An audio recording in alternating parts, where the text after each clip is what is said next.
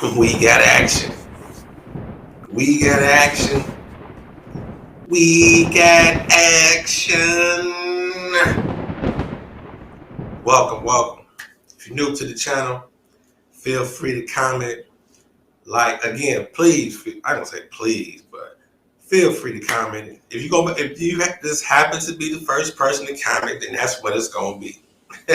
Somebody gotta do it first. But anyway, welcome, Dame Dash. Dame Dash of Rockefeller fame, entrepreneur gang, founder with Jay-Z, Biggs, and others of Rockefeller Records. Dame Dash goes on to say, there will be no rapping Jay-Z without me. Let's check to the audio. Miles, all of them, every single label, they all said no. And he becomes one of the greatest rappers alive. So my PST is I'm never going to shop anyone or listen to anyone again. Those are the same people that are up under this that said that he was too old, rap too fast, and dress corny. From Kevlaus to Warner to Def Jam, we had to do it ourselves. For me, I learned don't listen to nobody. Because if I would have listened to them, there would be no Jay-Z. Because he wasn't going to do it. There would be no rapping Jay-Z if it wasn't for me. 100,000%. Because he wasn't going to do it. Whoa. Let's just leave it there. Let's leave it there. He said 100,000%. Now let's just get into this just a little bit because this is so iffy. Because it's always the what ifs when it comes to with damn near anything when it comes to hip hop. It's always the what ifs. It's still people arguing to this day that if Biggie and Pac never passed away, it probably wouldn't be Jay-Z. But I think Jay-Z was still going, because he was right there up under their class anyway. He was right there next to those guys anyway, as they all was flourishing at the same time. Now will he probably be as big on the entrepreneur side of the game and as the biggest artist and the billionaire and all that before Pac and Big and all that, and where he is exactly at now, that's debatable. But musically, Jay-Z was about to make some noise. I'm talking about heavy noise in the game. But for Dame Dash to say this, it's personal, it's business. And when I say it's personal, it's truth to it. Like I said again, it's always the what ifs of the story to make for headlines or for who's ever talking to be able to tell their side of the story and make it work for them. So by Dame Dash saying this and being privy to information that we are not to, even though he's not the one that's rapping, his business savviness is what Dame Dash is saying brought out the Jay-Z that we know today. Because it has to be a team. It has to, okay, that's one thing too. Artists. You want to be able to focus on the art. You got a lot of independent artists now, and some people, just make the records at home on a computer, upload it to a platform, TuneCore, whatever, and just hope the music fly and stick and collect your checks and hope to get called for a show. I get it. That's what most kids think they can just do right now, just be in business. And for some, it can't go that way. But for a Dame Dash to be right there next to a Jay-Z, I can see how Dame can say something like this because he was the one putting those things in places. He was the one getting in the rooms. You saw Dame Dash on, was it Backstage or what's the other one?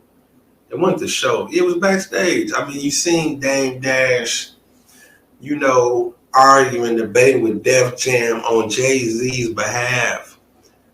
You seen the sacrifice. You seen the arrogance. You seen the loud talk. You hear the business savviness. Even outside of Rockefeller to this day, with Dame Dash, you see how he work and move and still trying to.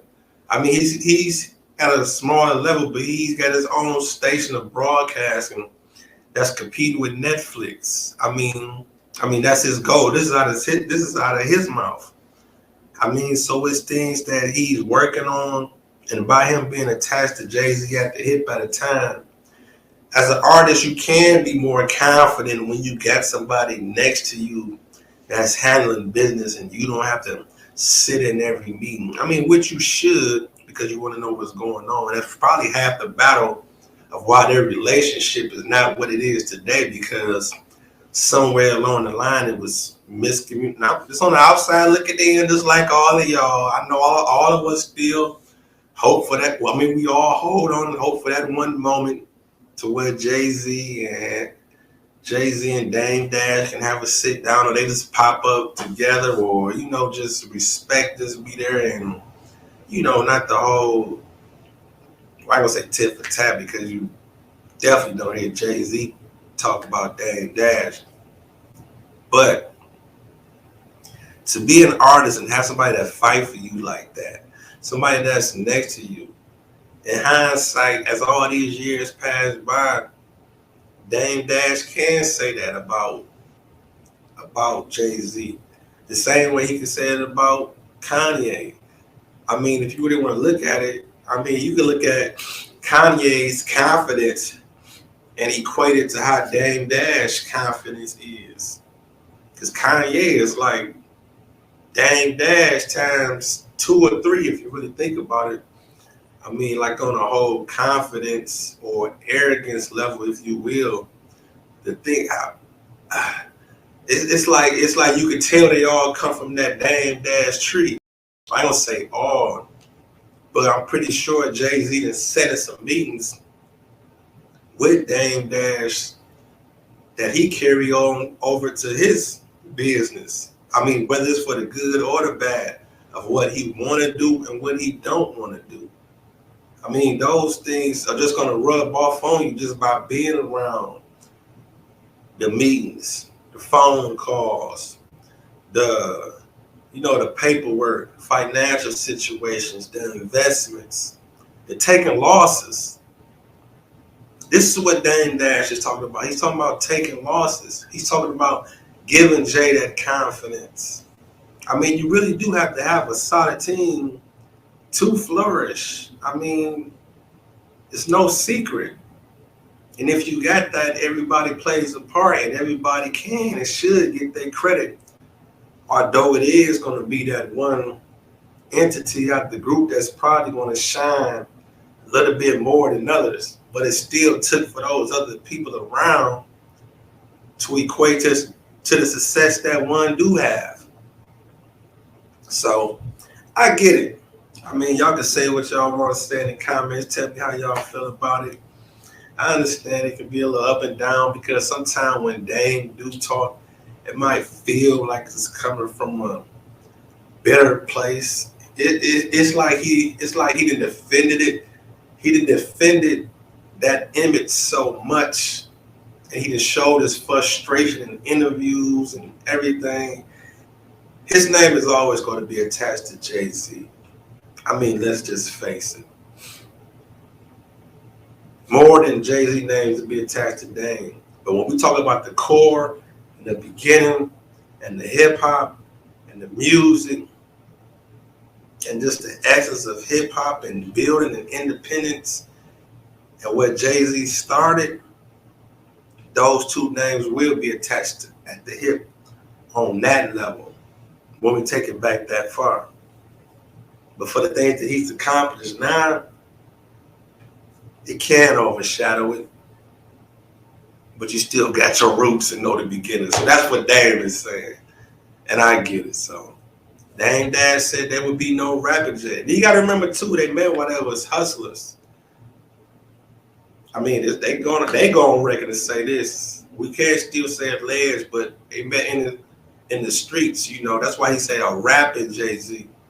Even though that's why he said Jay-Z was getting money and in the streets and doing whatever he was doing, which Dame was too. They were doing business on that level. But to have a partner in this rapping and entertainment field,